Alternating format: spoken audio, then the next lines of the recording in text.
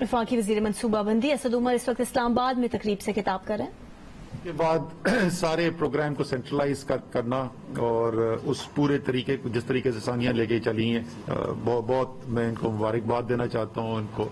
میرے خیال میں پاکستان کے وہ عوام جو طاقتور طبقے سے تعلق نہیں رکھتے جو سب سے زیادہ کمزور ہیں وہ ان کو ضرور دعائیں دیتے ہوں گے. Lieutenant general Nigar Johar ji Pakistan army میں rising to the rank of lieutenant general تو آبویسلی ایک بہت بڑی اچیومنٹ بھی ہے, ایک بہت بڑی پہچان بھی ہے. اور آج کی آپ نے ان کی باتوں سے بھی سنا ہوگا کہ جس کو انگریزی میں کہتے ہیں وومن آف سبسٹنس. میرا ان کے ساتھ جو کام کرنے کا موقع ملا وہ کووڈ رسپانس کے اندر تھا اور ایک بہت اہم انہوں نے کردار وہاں پر بھی ادا کیا. سو آئی وانٹ ٹو تھینک ہر اس کے لیے بھی. اچھا, کووڈ سے مجھے یاد آیا کہ خواتین کی کیا پاکستان میں مسائل ہیں وہ تو سب ہائی لائٹ کرتے ہیں, ذرا میں اچیومنٹ کے اوپر بات کروں گی. اور کووڈ سے یہ بڑا اچھا ڈیٹا میرے پاس آیا ہے کہ کووڈ کے اوپر جو ہم نے کام کیا اس کی ریکگنیشن جو ہے ہمیں ساری دنیا سے ملی. حال ہی میں بھی بل گیٹس یہاں سے ہو کے گئے, انہوں نے NCOC کا سیشن بھی اٹینڈ کیا. ابھی میرے پاس ان کا ایک خط بھی آیا ہے اور انہوں نے اکنالج کیا ہے. ایگزیکٹ الفاظ جو انہوں نے واپس جا کے لکھے ہیں کہ جو میں نے دیکھا I was blown away by that. So it's obviously world class کام ہوا.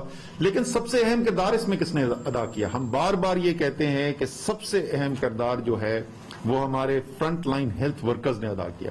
یہ بات تمام لوگ کہہ چکے ہیں, میں نے ہزارہ دفعہ کہی ہے, فیصل سلطان, پرائم منسٹر پاکستان, پریزیڈنٹ, سب یہ بات کہتے ہیں.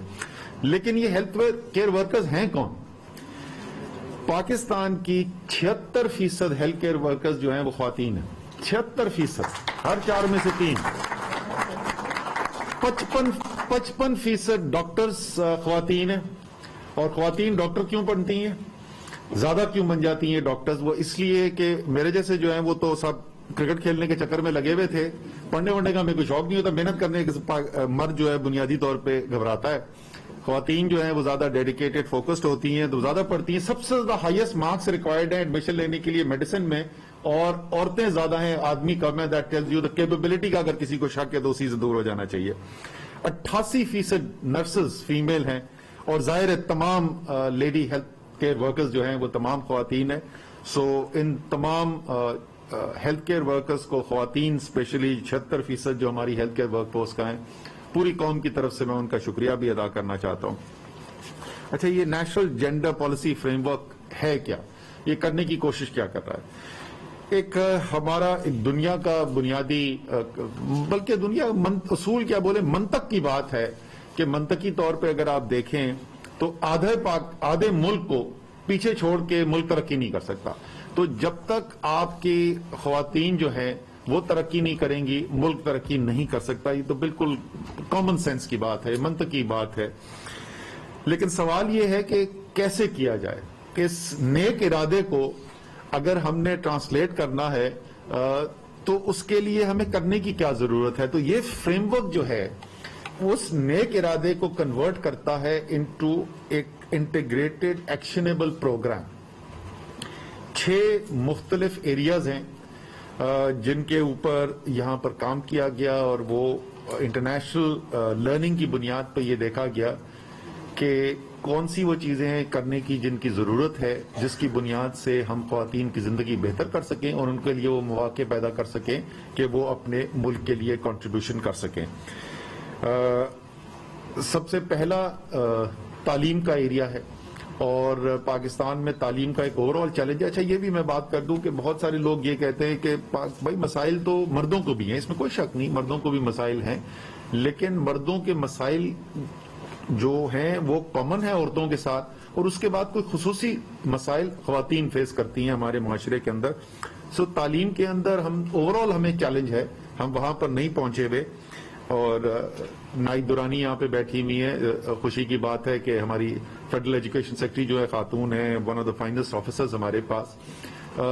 شفقت محمود سب کو لیڈ کر رہے ہیں ایجوکیشن کے اندر, ہمارے one of the best that we have available. اور اس سے آپ کو پرائم منسٹر کی تھوڑی سی پرائرٹیز بھی, ترجیحات نظر آتی ہیں کہ وہ منسٹریاں ہیومن رائٹس ایجوکیشن جہاں عام طور پہ لوگ پاک کیے جاتے تھے پولیٹیکل ایڈجسٹمنٹ کے لیے، وہاں پہ انہوں نے اپنی ٹیم کے جو بیسٹ پرفارمرز ہیں ان کو وہاں پہ لگایا ہوا ہے. تو سب سے پہلا یہ جو چیلنج ہے کہ لو لیول آف پارٹیسپیشن ہوتے ہوئے بھی ایک بہت بڑا جینڈر گیپ ہے، یعنی جتنی انرولمنٹ اسکولوں کے اندر بچیوں کی ہے وہ بچوں سے بہت کم ہے. اور وہ جیسے جیسے کلاسز آگے بڑھتی ہیں، خاص طور پہ پرائمری سے جب آپ سیکنڈری کے اندر جاتے ہیں تو ایک بہت بڑا جینڈر گیپ آپ کو نظر آتا ہے، ایک دم سے ڈراپ آؤٹ ریٹ بہت زیادہ بڑھتا ہے.